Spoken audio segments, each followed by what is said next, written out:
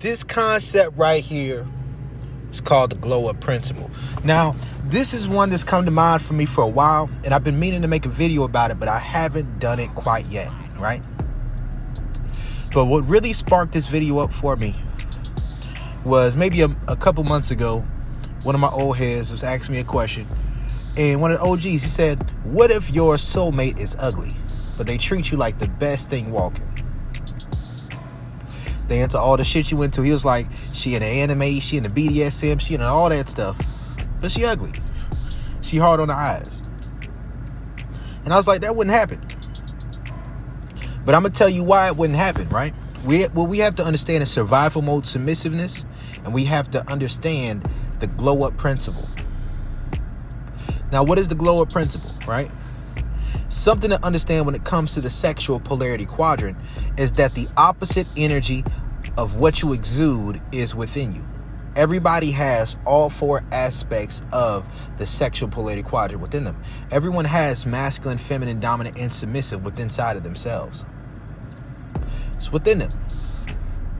So typically a survival mode submissive, there's different levels of it. So one is the masculine submissive and another is the limerence level, right? Which is a little bit lower than the masculine submissive, but it's something that exudes a lot of energy, Now, something to understand is this, and I made a video about this before. An insecure, low-cup woman cannot be truly feminine submissive. That's a high cup space. You know, people talk about submissiveness as if someone who is submissive is insecure. That's not necessarily true. Someone can cooperate and cooperate beyond the lines of what's deemed to be a mutuality level of cooperation. But oftentimes that's limerence. Oftentimes that's survival mode submissiveness. Oftentimes that's an individual who feels low about themselves. And because they feel low about themselves, they feel like they do what they want, they have to do to keep you around. But that's not necessarily somebody who's feeling you. See, love and relationships, they're really about choice. Feeling as if you chose someone. Feeling as if that's the person you really want to be with.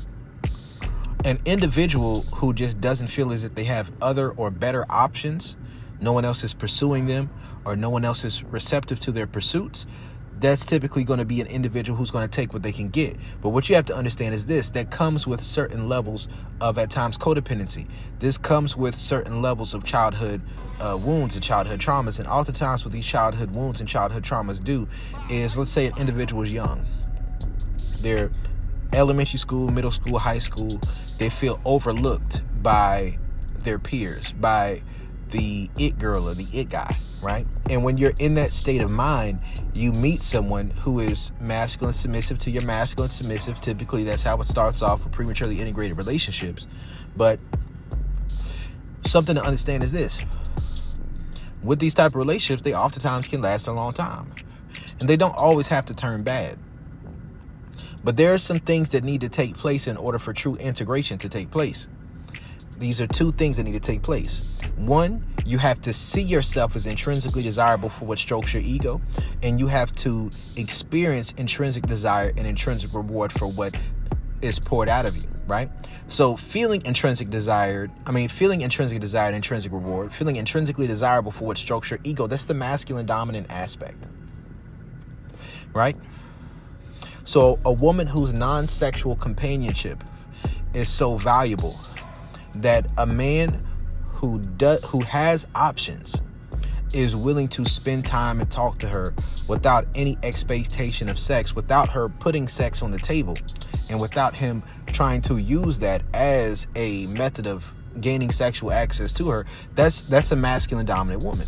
Right? That's the masculine dominant aspect of that woman, right? You got to understand that the ego is a social survival instinct, and there are different aspects within us that we must see. So a woman who's attractive, but whose non-sexual qualities are so high that a man would be willing to place his value in her non-sexual values over her sexual value, that's a masculine dominant woman, right? It's a masculine dominant man. A masculine dominant man is a man whose sexual desirability is high enough to override a woman's non-sexual desire for him. Understand that, right? Now, something to understand about that survival mode submissiveness, or something to understand about premature integration and the masculine submissive, is that the masculine submissive has a transactional mentality towards what it is they feel that they're giving up. So a masculine dominant is going to be able to reward good behavior. But if the good behavior that they reward doesn't create an intrinsic desire, an organic desire to reciprocate based off of the direction and the path and the tone that they set for that relationship dynamic, then they're being transactional with that, right? So let's say you're a masculine dominant man, you're having sex with a woman. The behavior that you reward with more attention, with more time, with more dick, right, as a man, if those behaviors genuinely cause you to like the woman more, the way she treats you, the way she responds to you, the way she behaves with you, then that's the feminine submissive inside of yourself that you are showing self-control towards and rewarding good behavior out of the abundance of you actually desiring to do that. It's not something that comes out of you not actually liking the woman, right? You actually have to like the woman. And if you're not attracted enough to a woman to reward that good behavior, then that's going to be something that creates an issue going down the line, even if you take a masculine dominant perspective. Same thing for a woman who takes a masculine dominant perspective, right? Like, let's say she has a platonic friend.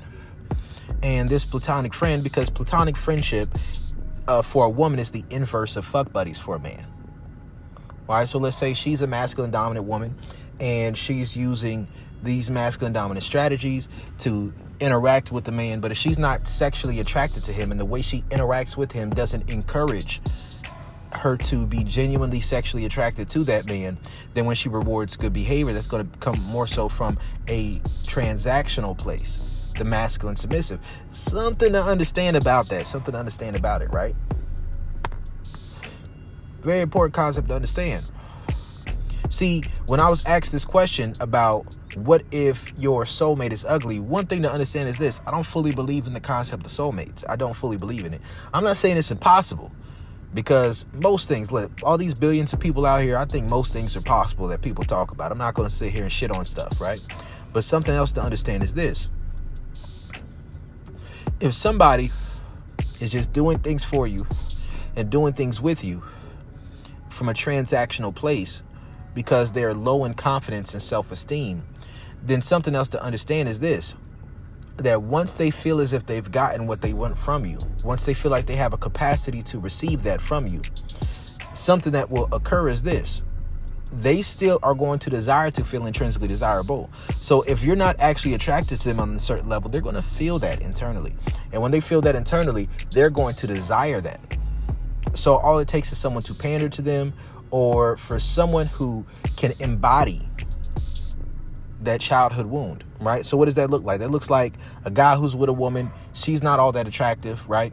And with her not being all that attractive, let's say he has a transactional mentality of saying that, well, his emotional validation, social validation, financial investment, let's say he places a high level of value on where he's at financially.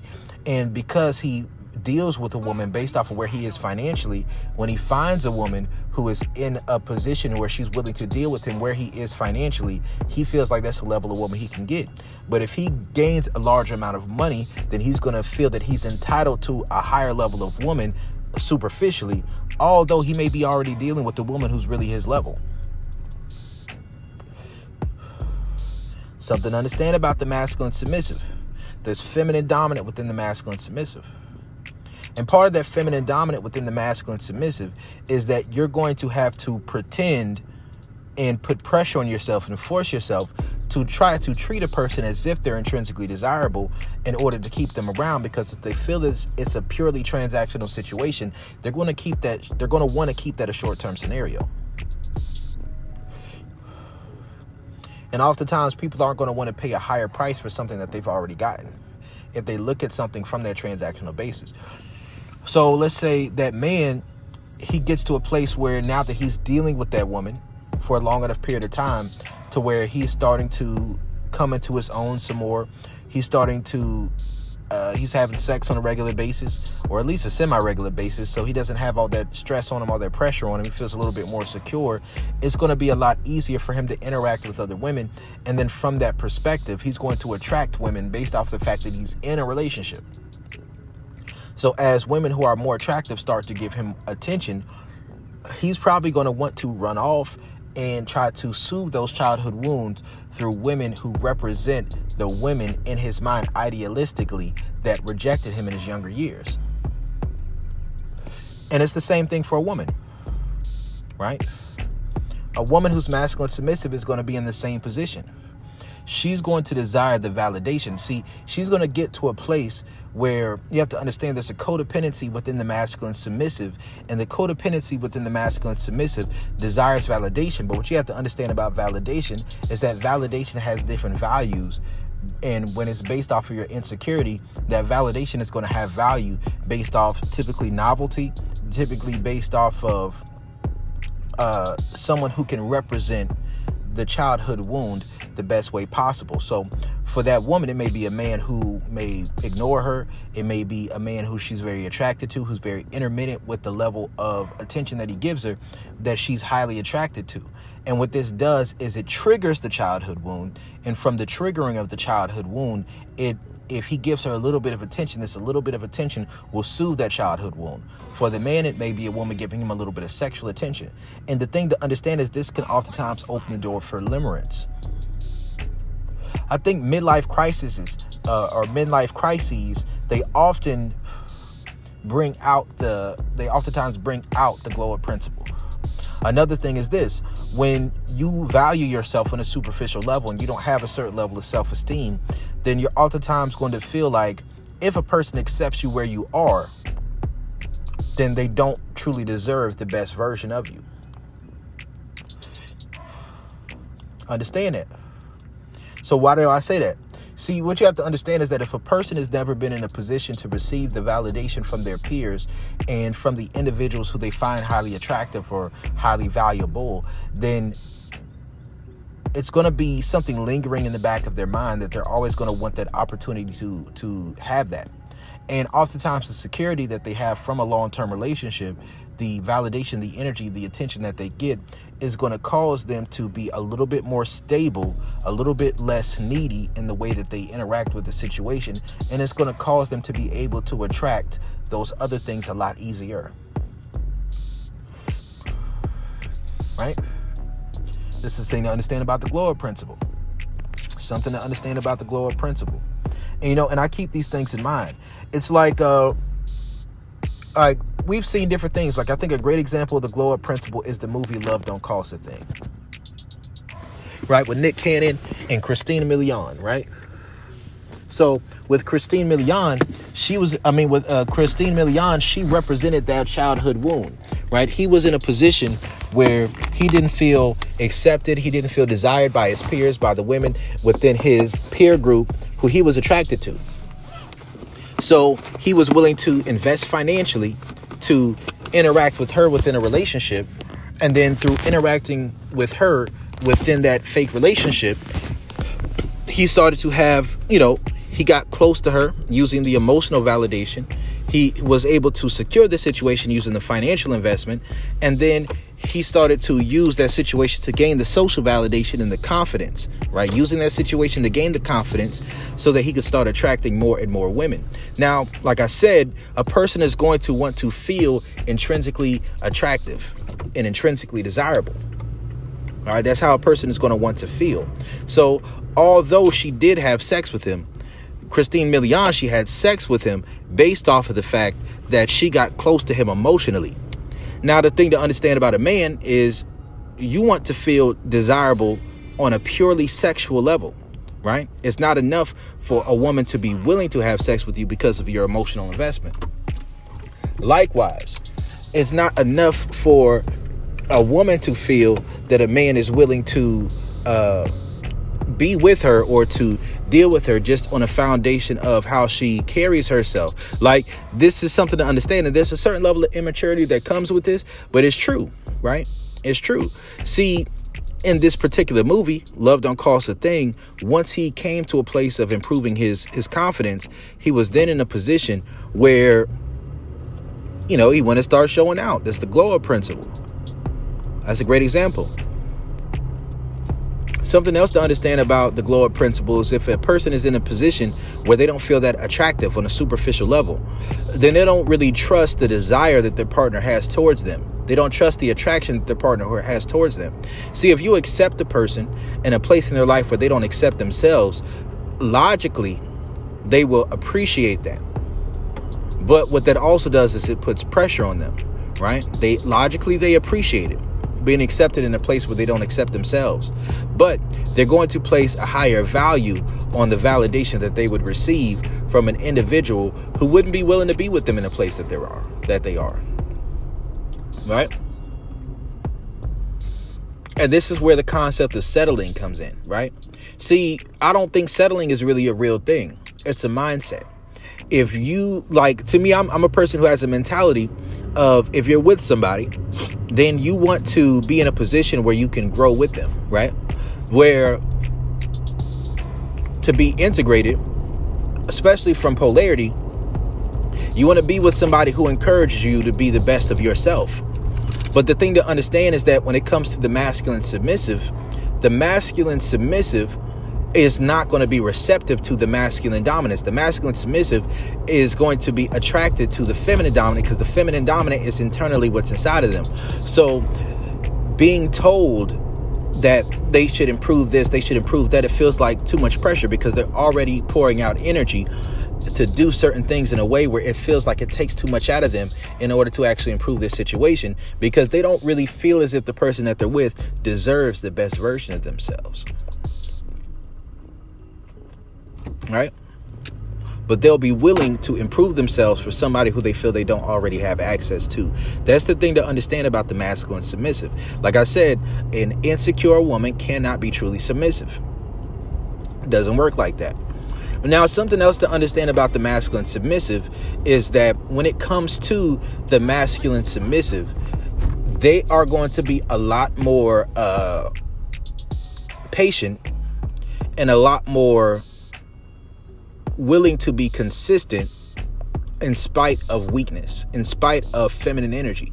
And what do I mean by that? The masculine submissive woman, like I said, she's going to be attracted to the emotional validation that she receives from the feminine dominant, which would be, the emotional outbursts, the love bombing, the grand gestures. These are going to be things that stroke her ego.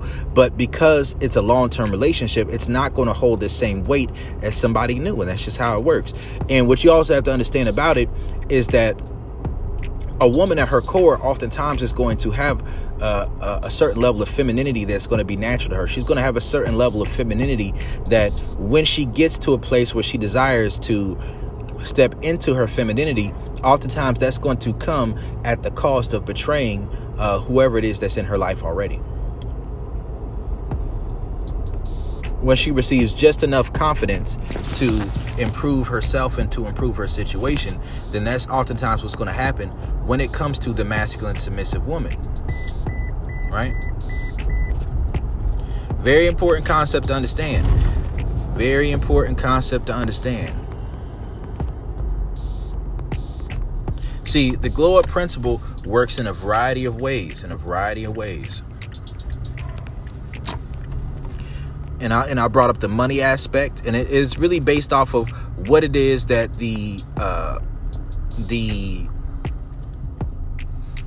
because we got to understand this. It's really based off of what it is that the masculine submissive believes that they offer, and wanting to get the best bang for their buck out of what it is that they offer. And hopefully that concept makes sense. So for a man who's masculine submissive, typically he's going to be trying to trade emotional validation, social validation, and financial investment in exchange for cooperation and sexual access to a woman, rather than wanting to deal with the woman in a way to where he's experiencing real desire, right? Actual sexual attraction and desire, and rather than being in a situation where she truly respects his principles. Right? Truly respects his principles and is truly submissive. That's the thing about the masculine submissive man. And something else to understand is this, right? when it comes to these type of situations, like in order to deal with the masculine submissive woman, you need to be an integrated masculine. See, the thing to understand is that security within a long-term relationship doesn't come from your masculinity, right? Your security in a long-term relationship comes from the integration of your feminine energy into your masculine through the way of anima integration, right? Anima development, to where you're not overly projecting onto a woman who she should be, but giving her the space and the freedom to be who she is. And something to understand is that there is a connection between sex, emotions, female vulnerability, and intimacy, right? See, part of what messes things up sometimes when it comes to the glow up principle is that when a person is in an insecure place, there's certain decisions that they don't make, not out of true loyalty and not out of true respect and not out of true desire, but out of feeling too insecure to go after what it is that they really want. And what this does is it puts them in a situation where if they ever do experience being more confident within themselves, that when they become more confident within themselves, they're going to start to become feminine dominant. They're going to not necessarily always go into the feminine submissive, because they already feel pressure to perform when it comes to that masculine submissive standard. So for them, oftentimes, it's going to be flipping into the feminine dominant to start to, for a man, it may be to be a fuckboy. For a woman, it may be to become an attention whore in a way where it's different. And you understand there's a difference between the masculine dominant and the fuckboy, right? Because the fuckboy is going to use the idea of a relationship to have sexual access to more and more valuable women in his eyes as far as their attractiveness. The attention whore is going to use the idea of her sexuality and her sex appeal and her attractiveness to try to attract men that she deems as more valuable. And that value is going to be based off of the childhood wound. That value is going to be based off of the value of the validation. So that may be the scarcity of the validation, and the novelty of that validation may be based off of the social value of that individual. It may be based off of the financial status of that individual. And it may be based off of the scarcity of the emotional validation that they receive. Right? That's the thing to understand about the glow up principle. There's something to understand right there. See, the glow up principle, it works in a variety of ways, right? A variety of ways. So I think the better we understand these things, the better. And this is why I say, somebody asked me, what if your soulmate is ugly? I'm like, well, that would happen. Why? Because I think it's unfair to be with someone you're not attracted to. It's unfair to them. It's unfair to them. Also, you need to keep in mind that if you're with somebody that you're not that attracted to, but let's say they're close enough to where it's adjustable. Like people talk about the adjustable sevens. In my book, I wouldn't really want to date a woman seriously who's below an 8 in my eyes. And my scale is not the same as everyone else's. My 8 may be a 10 to others, and my 8 may be a 6 to others, right? That's just my personal scale. But something else I look at is this. Let's say you're willing to work with and grow with an individual. Now, something to understand is that someone who's being masculine submissive with you, someone who you're working with and growing with, if they are not receptive to your advice about how to grow, then if they ever do gain the motivation to do it, oftentimes they're going to be seeking the validation that they weren't able to get before they were as attractive as they become. Right? Now, when you're integrated, something that happens, and this is something that goes along with love, right? And I'll say this, you don't want to overwork love. Don't overwork love. But one thing that love gives you the capacity to do is to have this preferential visuals of the person that you're with, to where you're able to look at their characteristics and find things to be more attracted about them, right? Find things about their person to be more attracted to. And this is something that helps sustain the superficiality as well as the attraction within a relationship, because things change with time. Sometimes people gain weight. Sometimes people lose weight. Sometimes things happen. That's life, right? You don't want it to be overly superficial, but you also don't want to overwork love to the point where the superficial no longer plays a factor in your attraction to your partner. You don't want to do that either. So what the integration does is it allows you to be in a position where you're able to take your love and to view the person that you're with through the lens of your love, but also to, instead of judging them from a superficial standard, you're able to look at their characteristics and to become more attracted to them over time through shifting your preferences. It's the shifting of preferences, right? Very important concept to understand. Very important concept to understand. But when it comes to the glow up principle, oftentimes things may work a little bit different. And what do I mean by things working a little bit different? Like an individual who's not already confident within themselves is oftentimes not going to want you to be as confident within yourself, because they fear that you may feel like you're better than them.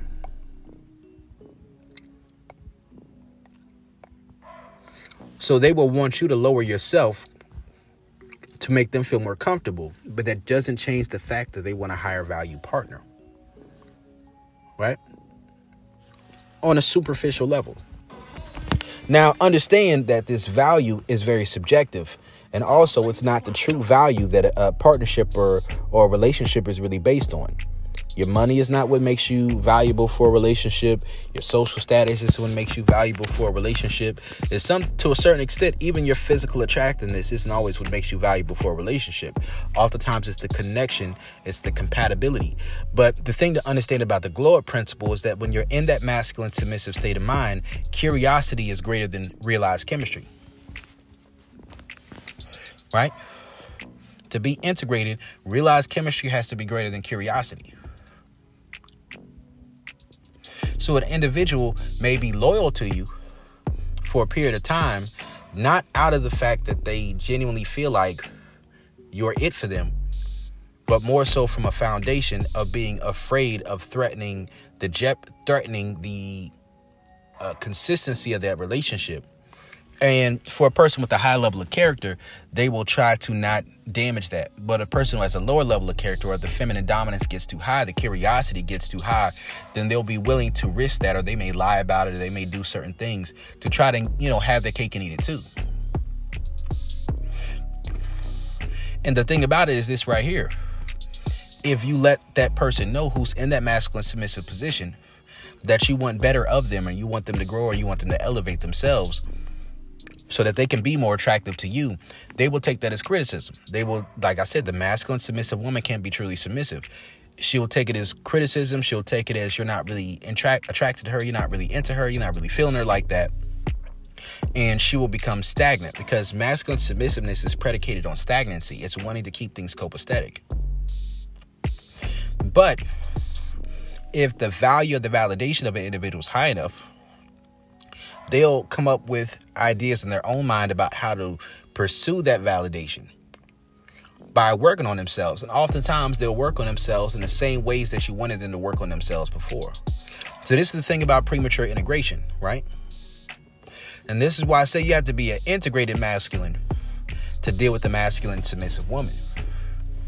Being masculine dominant is not going to work. And being feminine dominant will work for a little while, because it'll create that limerence. It'll create that higher level of validation, but it'll also kill safety along the way. And as safety is killed, that validation will have to, and that validation and that power will have to be laundered. It'll have to be worked through. It'll have to be fixed. It'll have to be corrected. But if it's not corrected, something to understand along the way is that it'll kill all the safety, and then the individual will just typically end up saying that you're abusive, or you're toxic, or you're a narcissist, right? That's how it works. So like I said, the glow up principle works in a variety of ways. And I think that the better we understand these things, the better, right?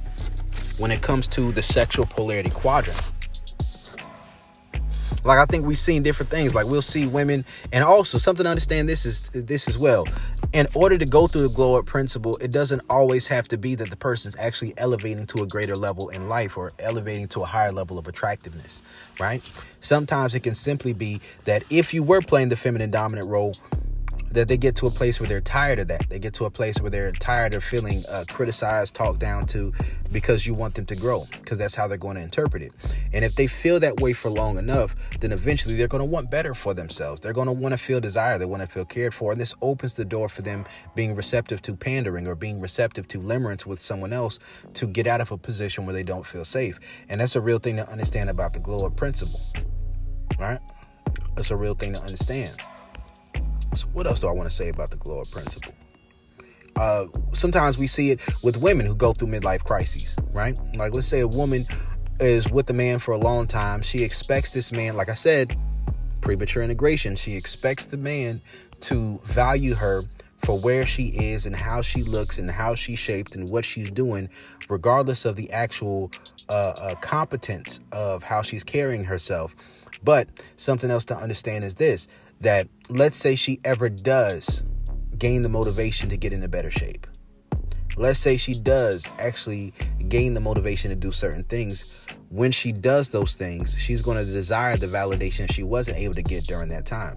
I remember one time I was with a woman, and when I was with this particular woman, she would gain weight when we were together, but then when we would break up or we wouldn't be together, she would lose the weight. Now, I remember one time we were fuck buddies for a while, right? We were fuck buddies after we broke up. And when we broke up, she gained a good bit of weight when we were together. But before she lost the weight, I told her, I let her know for sure. Like, because she had dropped down to like a 6.5 to me, right? She used to be an 8 to me. She dropped down to like a 6.5. And when she dropped down to that 6.5, I let her know. I was like, listen, I like the stuff that you're doing right now. I do. Because she would do whatever. All right, whatever I told her to do. But I was like, listen, where you're at right now with how you look, I'm not attracted enough to take you serious. I'm not. So when she actually lost the weight, she was in a position to where she wanted my validation when she lost the weight.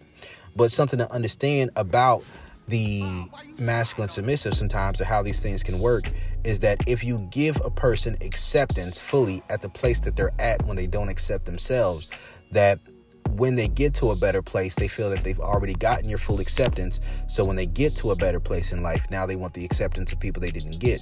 Now, you can only tell a person that but so many times and for so long before they just feel as if you don't care about them. That's the truth of the matter. But when she lost the weight, she wanted me, right? So these are some things to understand. So when she lost that weight and she got in better shape, I was still at the peak of where she wanted validation from, because when she lost the weight, she's like, okay, cool, now I might be good enough for him. But something else to understand about the masculine submissive and that survival mode submissiveness, that limerence, that feeling of having that childhood wound of being overlooked or being rejected, is that if you give that person the acceptance, if they're in that position of limerence with you, once you give them the acceptance, once you give them the validation that they desire, then it soothes it. And then they're no longer feeling like they want to be in a submissive position with you, because now you're humanized, right? See, there's a difference between genuine desire and genuine respect, like respecting your principles to be feminine submissive with you, and sexually desiring you and being attracted to you to be feminine submissive with you. Someone can be in limerence and be like a super friend, right? Like dudes in the friend zone, they can be like that. Women who are in the fuck zone, they can be like that, right?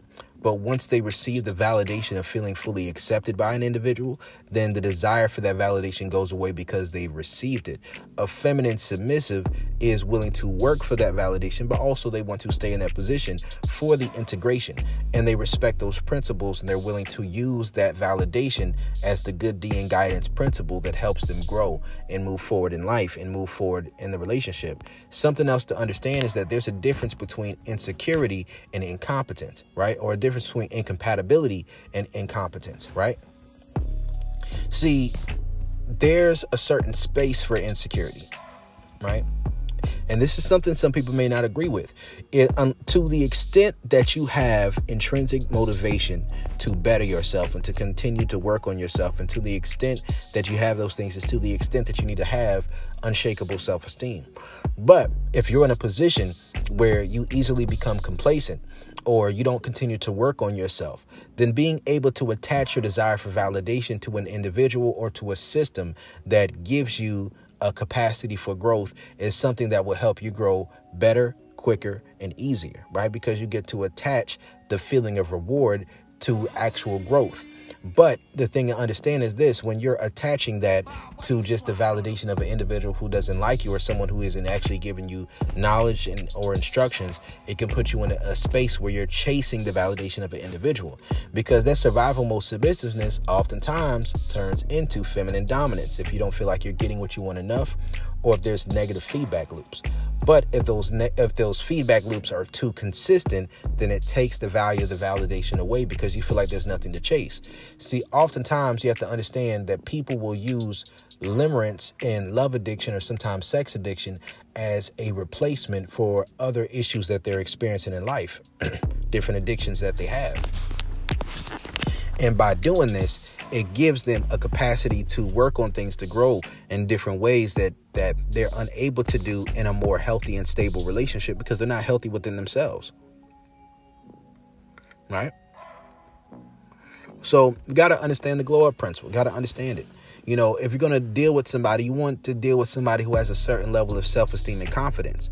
Also, like, let's say with the glow up principle, it may be a woman who's going through, like I said, a midlife crisis.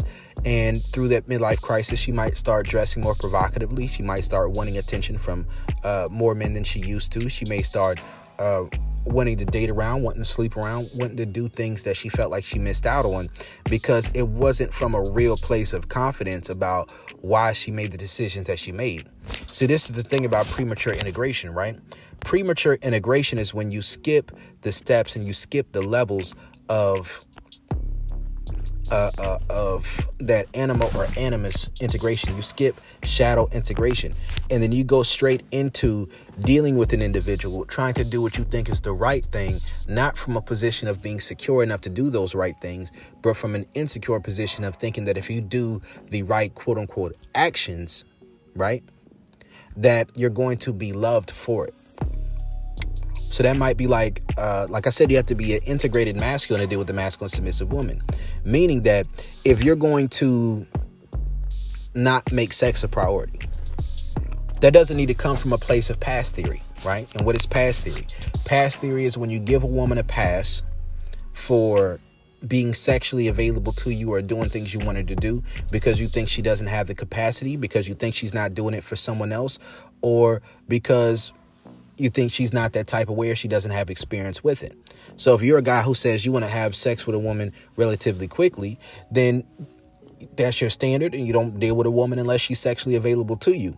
But if you're giving a woman a pass, let's say a woman's been in a long-term relationship, let's say a woman's a virgin, or she tells you that she's a virgin, or let's say she says she hasn't had sex in a long time, and then you're willing to wait based off of the preconceived notion or the assumption that because she's waiting with you, that she's waiting with everyone else as well.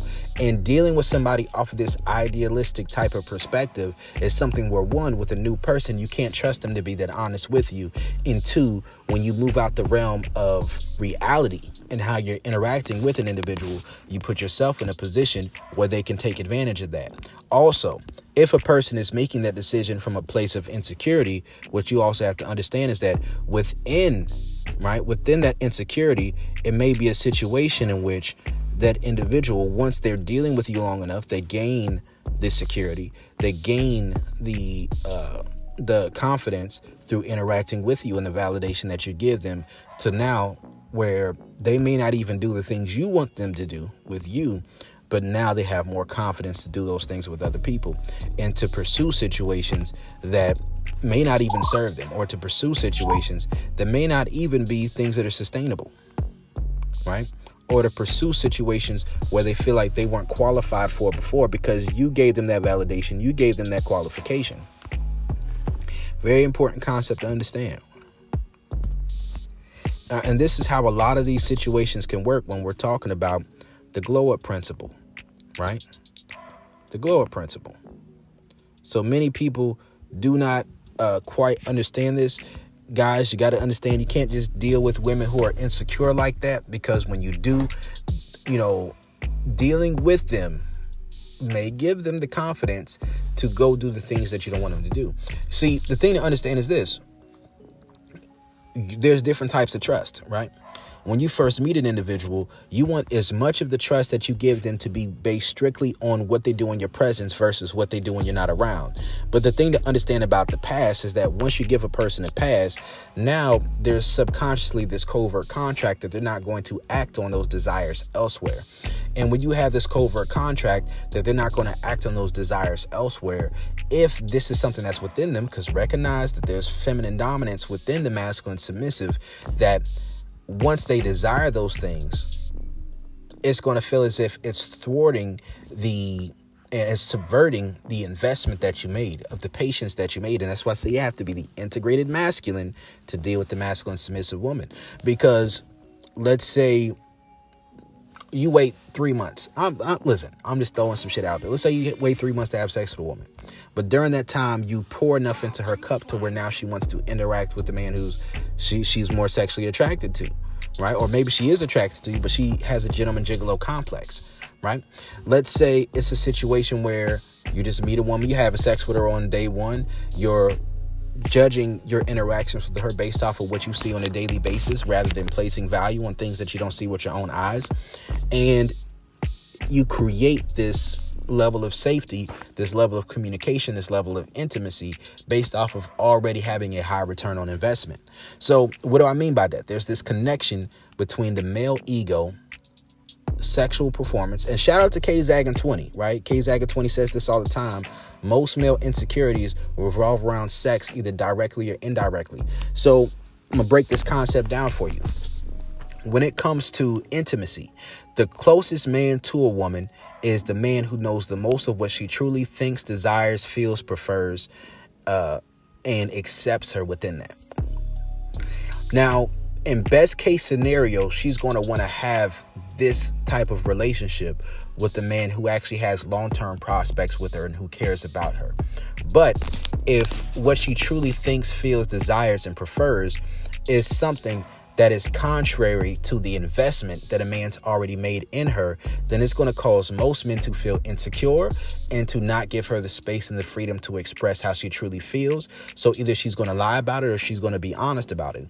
If she's honest, it's going to typically trigger a man's ego, especially if it's sexually desiring someone else when she's not that sexual with him.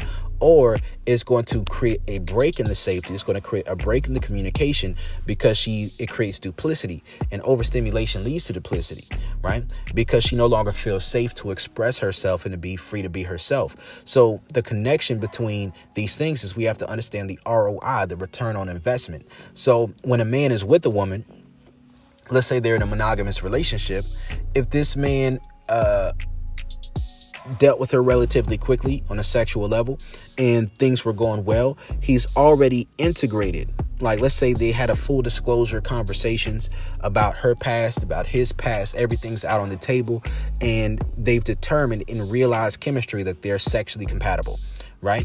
And by determining these things and by giving her the space to tap into her sexual shadow, to be her full self on a sexual level, she has the safety of expressing herself, of communicating herself. And then the value of why they're in a relationship is based off of the non-sexual value that she adds and not only the sexual value that she adds, right? The sexual access. Now, what this does is if they're in a monogamous relationship and she's continuing to grow sexually and the dude got some good dick on him or whatever it is, then he's probably going to get to or at least close to the peak of her sexual experiences of the men that she has sexual access to. Now, within that monogamous relationship, it creates a platform for her expressing her desires, her preferences, her intrigues, these different things in a way to where that man's ego is going to be stroked by the truth that she tells. And by his ego being stroked by the truth that she tells, it makes it easier for the average man to be secure with her telling her truth. And this creates closeness and this creates intimacy, and it creates safety on her side and it creates safety on the man's side because he feels sexually desired. He feels they're compatible. And then the woman also feels the safety and closeness of being able to express herself. But what can happen is this, and this is something that can happen within the glow up principle.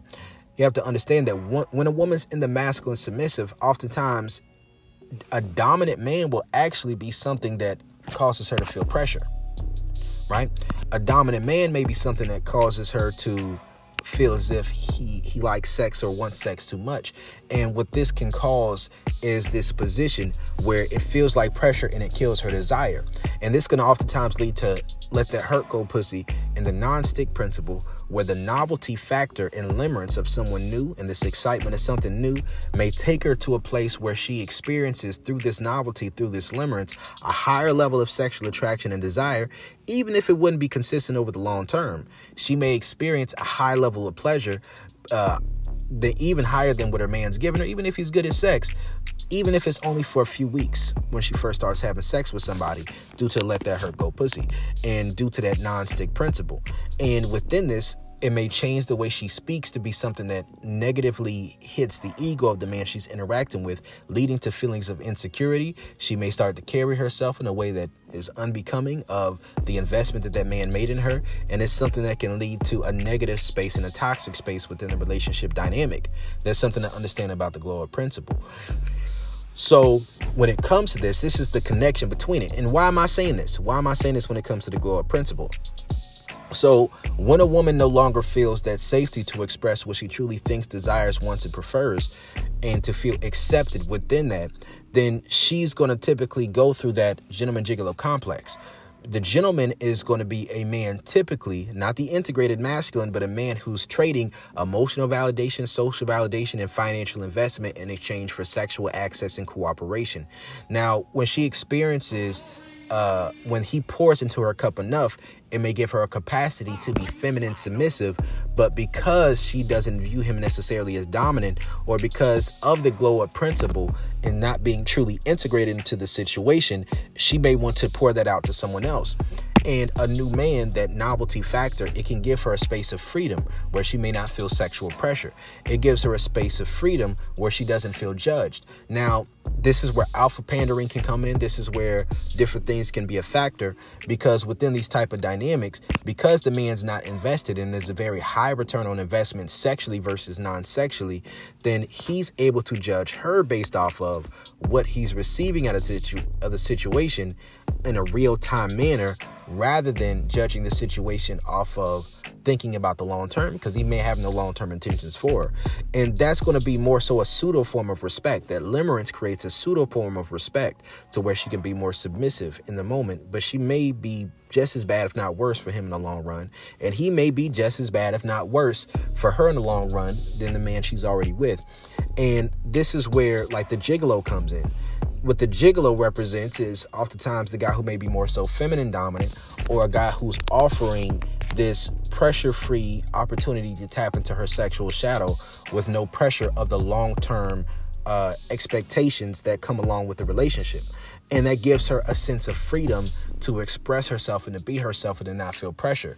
And something else to understand is this: when it comes to women and sex, when a woman's in a long-term relationship, it's different than a casual situation. Why is it different? Because in a casual situation for a woman, you have to understand that because the man's not that invested in her, it's easier for her to turn down sex, right, if she doesn't want to. But if she wants to, or she's attracted to him, she doesn't feel pressure because there's no investment that she's pulling from. When a woman's in a long-term relationship, she's willing to pull out of her non-sexual energy in times where her sexual energy in her cup is low. Keep in mind, the masculine submissive woman's a low cup woman. So when her cup is low, she's going to be willing to take out of her non-sexual energy, right, in order to engage sexually with the man who's invested in her, right? But the thing about it is, if she has a very low cup or she deals with different things, then if her libido is a little bit lower, this is going to start to feel like pressure, which is going to exacerbate this process. But with the novel situation, that limerence can take her non-sexual attraction and it starts to fuel into her sexual attraction through her desire for validation. Like, in that state of a mind, a woman can become a completely different person that she never intended or never really desired to be, and is not truly even that person because of that desire for validation, because of that desire for approval. And this can cause her to do things that go outside of the realm of her typical character and can extend outside of the character that she would have even with that man in a long-term relationship, because these things wear off. That limerence, that new relationship energy, these are things that wear off with time. But the issue with it is that if you're already in a relationship, you already have a long-term scenario, like I'm talking about the glow up principle, that you're probably going to ruin the relationship that you already have operating out of this, rather than learning to become integrated, rather than learning to allow realized chemistry to become greater than curiosity. And with the integrated masculine, then he's going to give her the space and the freedom to engage in these things, because his anima is developed enough to truly value her primarily for the non-sexual things that she adds, while not putting pressure on the sexuality, right? And that may be a masculine dominant exercise and self-control, which takes an extreme amount of security to do the masculine dominant exercise and self-control. That's different than the masculine dominant. Masculine dominant exercise and self-control is more so the integrated masculine level. So when we understand these different factors within the sexual polarity quadrant and the glow up principle, this is just something I wanted to talk about. This is Coach Brody. I'm out.